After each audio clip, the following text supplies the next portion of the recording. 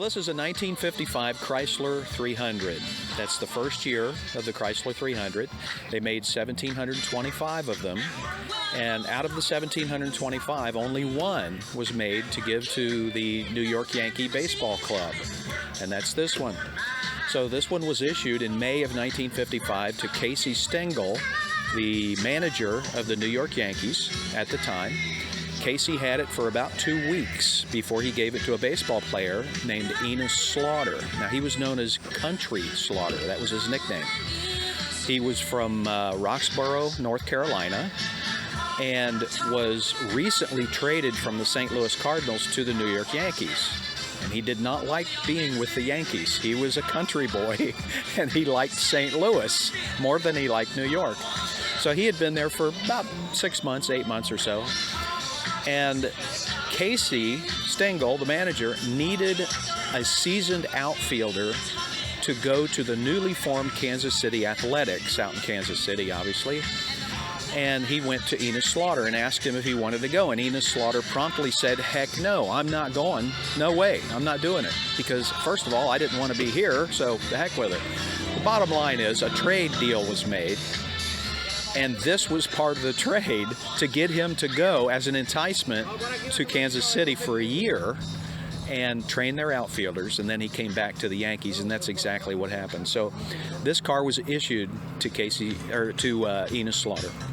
Enos owned and drove this car for 8 years, from 1955 to 1963. It was sold to a man in Halkettsville, New York, in the Catskill Mountains for $550.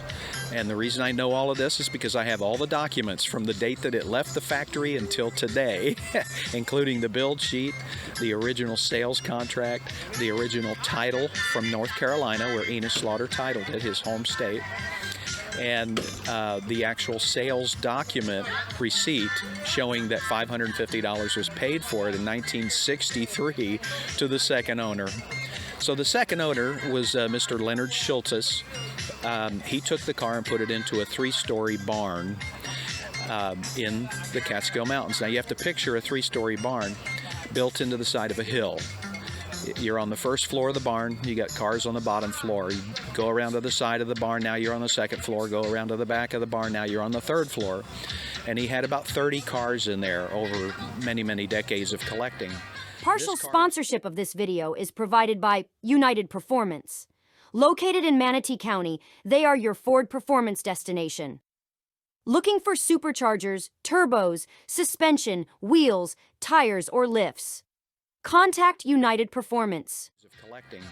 This car was on the second floor, along with about another 8 or 10 cars on that floor, and it fared pretty well over the 40 years that he owned the car.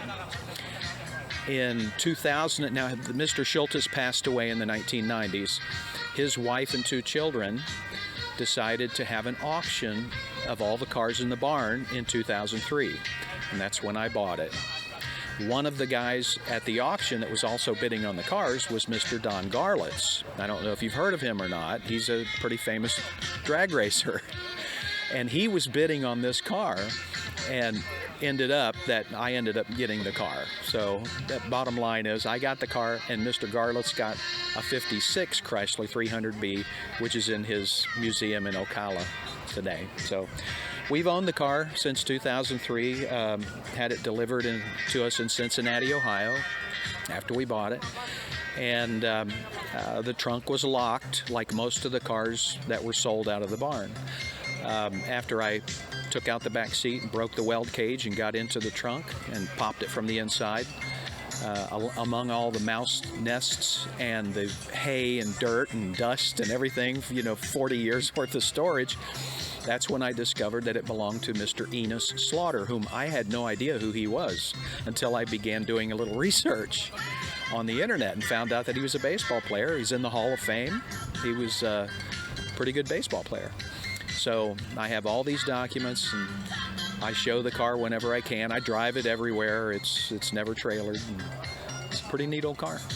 When I bought the car, it was completely 100% original, to include the paint was pretty bad condition. It had a little bit of rust located near the doors, the rocker panel, and the rear fenders.